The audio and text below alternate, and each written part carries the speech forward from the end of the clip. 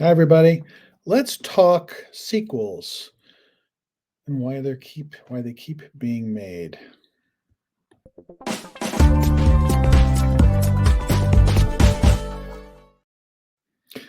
Hi, everybody. First of all, thanks very much. I'm going to just remove that from the screen. Thanks for being a member of our YouTube channel and patron of our Patreon page. We do these member-only reviews or little videos for you guys only. And This is a film that I know both Kathy and Burke were not going to watch. And I wasn't going to watch it either, but then it came on Peacock, and it's like, it's a horror movie. Um, I'll watch it. It's the latest Exorcist film, Exorcist Believer, made by the same people that did the latest Halloween films. And if you listen to or watch the Cinemando channel, you know that we're not big fans of those films.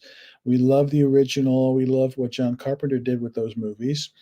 We just think that they missed the point of Michael Myers and what makes Halloween a scary or a fun trip. It doesn't work, but you can watch those.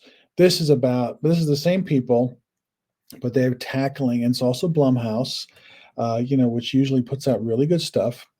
But this is they're trying to tackle, another Exorcist film. Of course, the original Exorcist is one of the greatest, not only horror movies, but just a classic film in its own right.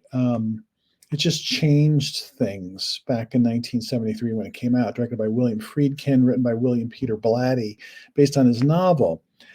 And it's just a movie that, if you see the interviews with people coming out after they saw it back then, there's a look of they were changed. They were shocked, but they were just like they hadn't seen anything like that before. Very hard to do that nowadays, but it can happen. It can happen if the movie is just so strong and so intense. Jaws did that, It can still happen, although much more difficult. We have a jaded film society out there. And The Exorcist is tough because to do another Exorcist film, you're just going to constantly be reminded of the first one. And the first one is just it can't be topped. It's beautifully directed, beautifully acted, and it's a tight, small film. Okay, with at the end, with The Exorcist being something we haven't seen before. Exorcist 2, Heretic, directed by John Borman, a very good film, a great filmmaker, made a disaster. He just did. Exorcist 3, which was sort of, which was kind of ignored when it came out. I saw it at the theater opening day, and there was hardly anybody there. But it was directed and written by William Peter Blatty, who directed the first one. And I thought it was great. I thought it was just interesting and different and weird. It was more procedural. It was George C. Scott trying to figure out what exactly happened and what's happening to his friends here in DC. And it had some interesting, weird stuff in it. And it felt off. And that's good. There is an exorcism at the end of that one, but he didn't want to put that in there. But the studio said you got to put an exorcism in it because the movie is called The Exorcist. So, but it kind of works because Brad Dourif is unbelievable in it. That's by far the best sequel in the Exorcist series. Then there was, Paul Schrader, that Rennie Harlan disaster, and a few others that are just kind of forgettable and forgetful, maybe in a way. But this one, directed and co-written by David Gordon Green, who did all the latest Halloween films. I went in there with low expectations because I don't, even though he's obviously a fan of these films, I'm not sure they understand what makes things interesting and scary in horror films, or can't write that. So, but I went in with low expectations, and I started watching it, and I got to tell you, the first half hour, maybe 20, 25 minutes, I really liked. It felt like it felt like an Exorcist film, meaning it felt like they were kind of using some of Friedkin's directorial touches for the beginning of the movie, which starts in Haiti, and it's with this couple. She's pregnant, and they're just kind of walking around talking to people, and there's no music, so there's sort of these slow fade ins and stuff. It felt like kind of a '70s movie to me. I liked it, and even when it jumps forward to present day, and the young girl who was in the belly of her mother is now like a teenager, or 12 or 13-year-old. It's still kind of working because it's about drama. It's about these characters, her friend and stuff, and I'm committed to it.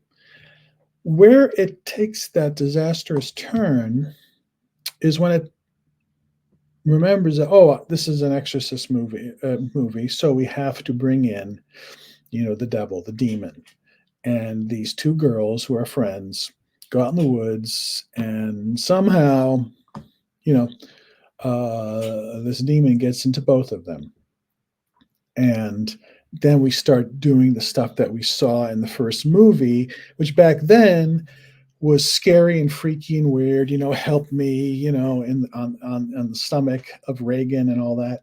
Here, it's just what we've seen it before 100 times. It's not scary. It's just we've seen it before, and we don't really care about the father of one of the girls or the parents, who aren't very nice. The other parents, this group of parents, they're sort of these religious zealots who you want to feel sorry for. I mean, their daughters are going through something terrible, but they're not really that nice. Maybe they're dealing with stuff, but I just don't have any compassion for them.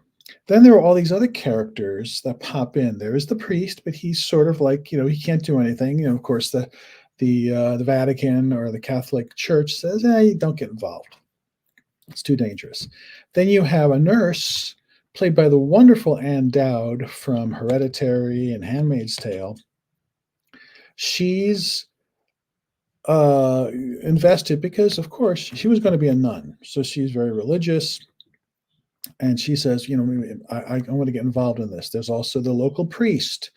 There's the neighbors who know somebody who's sort of like into, I don't know if it's voodoo or some sort of Wiccan or some sort of witchcraft of some sort. We're not really told what it is.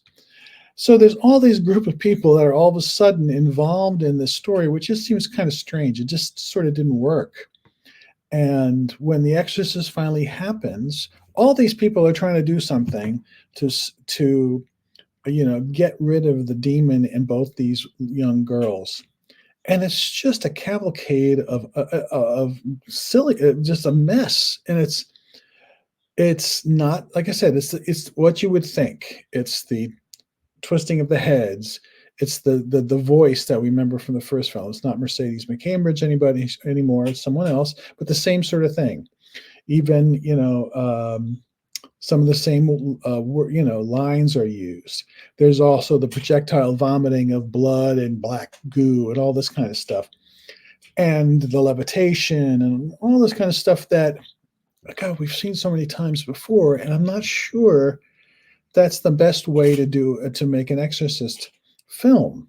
If I was to say, hey, make a new Exorcist film, I would go back to like what William Peter Blatty was doing, dealing with characters that are trying to question not just their faith, but just how can something like this happen in the real world of this film. Here, it's not questioned. It's like, yes, there's the devil, and let's try to get the devil out of there.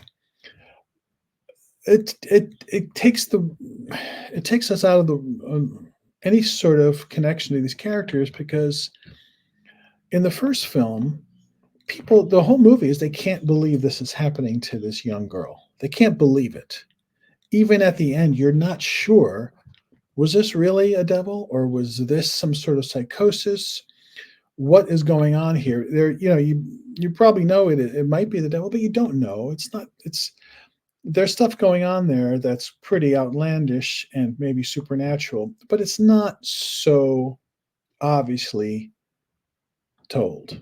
Here, it's just obviously told that, this is what's happening. Let's try to get it out. And at the end, how do they get? Well, I'll tell you. I'm going to tell you right now, the devil basically tells him, or the demon says, one will live, one will die. You have to choose. One will live, one will die. Okay. So one lives, one dies. And the one that the one that lives is the one that had really true love. The parent really loved. There was true love there, so that's what won out. It's just so fucking lame. I'm sorry.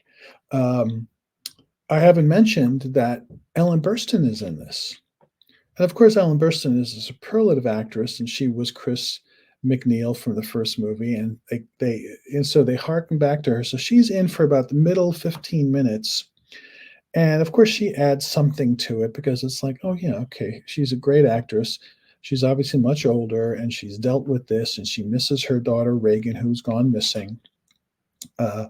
So there's something there, but she's gone pretty quickly, and you kind of go back to these other characters that aren't nearly as strong or as interesting.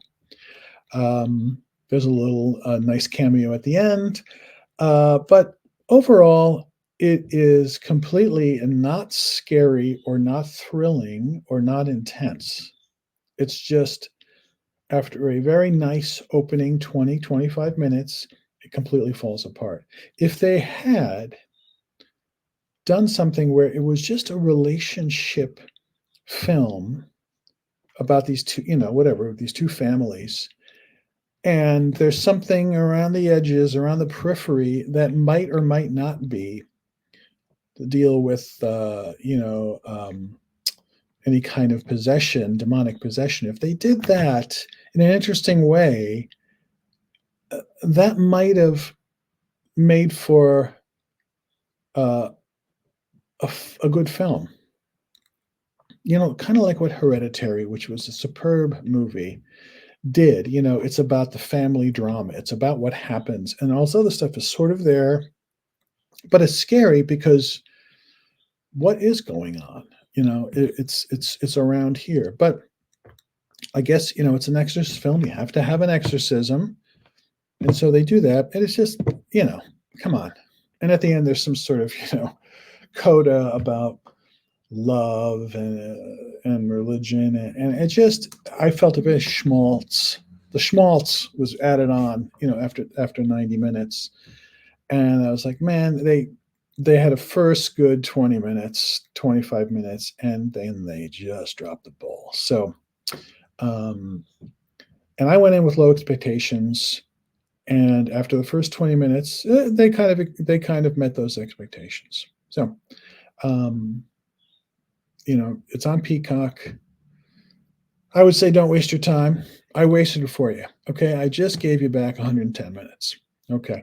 I'm sorry to say that because I want to love these movies. I want to love every single horror film I watch. I want to be entertained and thrilled and excited, and I want to think about it afterwards. But this one, I don't know. It's not there. So maybe they'll try another Exorcist film, maybe. And if they try to do something, if they go back to watch any of William Peter Blatty's movies. I mean, it was just really The Exorcist, Exorcist 3, watch it. Even The Ninth Configuration, which is this odd, strange film from 1980. He makes movies that you have to constantly go, what is really happening here? What's going on? And if you put the effort in, you're rewarded. I think you can make a good Exorcist film. You can, but you don't necessarily have to put an exorcism in it. That's dull. It's over. Do something that's a little bit different, where the devil is in the corners, maybe, or maybe it's just your psychosis. That would be interesting to watch. And if you haven't seen Hereditary, watch that, because that is sort of what I want. I'll always want something like that. Okay, everybody, that's enough. I spent 14 minutes and 37 seconds on this movie. More than enough. Thanks. See you soon. Bye.